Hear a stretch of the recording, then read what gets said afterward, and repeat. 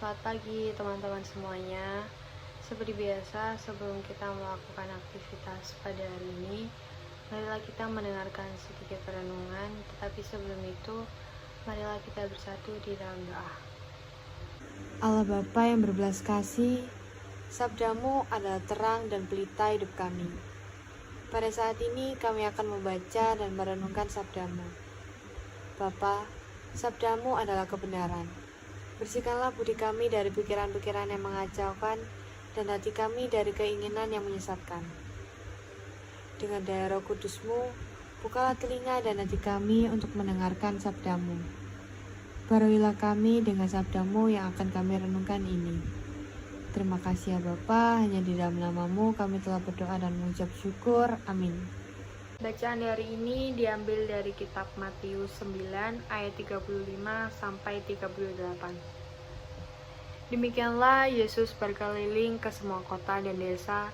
Ia mengajar dalam rumah-rumah ibadat dan memberitakan Injil Kerajaan Surga serta melenyapkan segala penyakit dan kelemahan. Melihat orang banyak itu, tergeraklah hati Yesus oleh belas kasihan kepada mereka. Karena mereka lelah dan terlantar seperti domba yang tak bergembala. Maka katanya kepada murid-muridnya, "Telayan memang banyak, tetapi pekerjaan sedikit. Karena itu mintalah kepada Tuhan yang punya telayan, supaya Ia mengirimkan pekerja-pekerja untuk telayan itu." Amin. Teman-teman yang terkasih, pasti kita sering mendengarkan peribahasa yang mengatakan time is money. Waktu yang ada sebisa mungkin dipergunakan dengan sebaik-baiknya. Bagi mereka yang membuang-buang waktu, sama artinya dengan kehilangan keuntungan. Semuanya diukur dengan uang. Kerja, kerja, dan kerja. Berkejar-kejaran dengan waktu hingga kita lupa dengan hal-hal yang lainnya. Keluarga diabaikan, teman-teman tidak lagi penting, dan yang paling mengenaskan yaitu waktu-waktu bersama Tuhan pun dilupakan, atau setidaknya dinomorduakan. Kita sulit menyediakan waktu untuk 1 jam saja berdoa kepada Tuhan. Untuk perkara-perkara rohani, kita tidak bisa mengatur dan membagi waktu. Tetapi untuk perkara-perkara duniawi, apapun itu pasti kita sempatkan. Sibuk-sibuk dan sibuk, itulah kata yang sering kita keluarkan.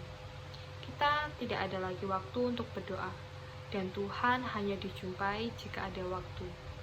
Kalau lagi sibuk, nanti saja kapan-kapan. Tuhan bukan lagi yang utama, melainkan melorot ke posisi kesekian dalam prioritas kehidupan kita. Untuk beribadah ke gereja itu dianggap membuang-buang waktu yang seharusnya bisa dipergunakan untuk mengejar pekerjaan. Ironisnya teman-teman semuanya, ketika kita menghadapi masalah, Tuhan pula yang kemudian dipersalahkan. Kita terus berusaha meningkatkan taraf hidup kita tanpa melibatkan Tuhan Yesus lagi. Kita begitu sibuk bekerja, berjuang hidup, sehingga kita sering melewatkan waktu-waktu kita untuk mendatangi dan berdiam diri di dalam hadirat-Nya.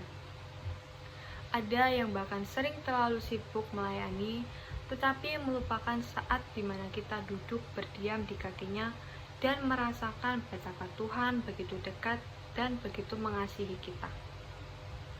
Di dalam Perjanjian Baru, kita menemukan pula sebuah kisah ketika Yesus mengunjungi rumah Marta dan Maria. Kunjungan istimewa ini membuat kedua wanita ini mengambil sikap yang berbeda. Marta sibuk melayani, sedangkan Maria memilih untuk terus duduk diam di dekat kaki Yesus dan terus mendengarkan perkataannya. Marta kemudian mengeluh karena ia melayani sendirian dan meminta Yesus mengingatkan Maria untuk membantunya. Tetapi Yesus menjawab, "Marta, Marta, engkau khawatir dan menyusahkan diri dengan banyak perkara. Tetapi hanya satu saja yang perlu. Maria telah memilih bagian yang terbaik yang tidak akan diambil daripadanya." Terlalu sibuk bekerja, bahkan terlalu sibuk melayani bisa membuat kita lupa untuk memilih yang terbaik, yaitu duduk diam di kaki Tuhan, merasakan hadirat-Nya dan mendengar suaranya. Di dalam kisah Yesus dan Maria dan Marta, kita pun bisa melihat bahwa terlalu sibuk bekerja dan melayani meskipun tujuannya baik pun tidaklah benar. jika itu membuat diri kita jauh dari Tuhan. Tidak ada salahnya jika kita bekerja dengan keras dan serius, karena itu memang keinginan Tuhan atas diri kita. Tetapi teman-teman semuanya perlu diperhatikan baik-baik agar jangan semua itu merebut hubungan kita dengan sesama kita, terutama dengan Tuhan. Lihatlah ke sekitar kita, ada keluarga yang tetap butuh perhatian dan kasih sayang kita. Dan ada Tuhan yang tengah menanti kita untuk datang kepadanya dan menyatakan kasih kepadanya. Teman-teman semuanya, mari kita tutup renungan hari ini dengan doa. Allah Bapa yang berbelas kasih, sabdamu adalah kehidupan kekal, daya hidup dan perutusan kami. Naungilah kami dengan Roh Kudus-Mu agar kami dapat melaksanakan misi putra-Mu, menyampaikan kabar baik kepada sesama yang miskin dan berkekurangan. Semoga daya sabdamu yang telah kami wartakan, menyembuhkan sesama yang sakit, menghibur yang berduka cita, meneguhkan yang lemah imannya, dan memberikan harapan baru bagi yang putus asa. Sekarang kami akan melakukan aktivitas kami sehari-hari Tuhan, kiranya Engkau sertai perjalanan kami hingga akhir nanti. Terima kasih Tuhan, hanya di dalam nama-Mu kami telah berdoa dan mengucap syukur. Amin.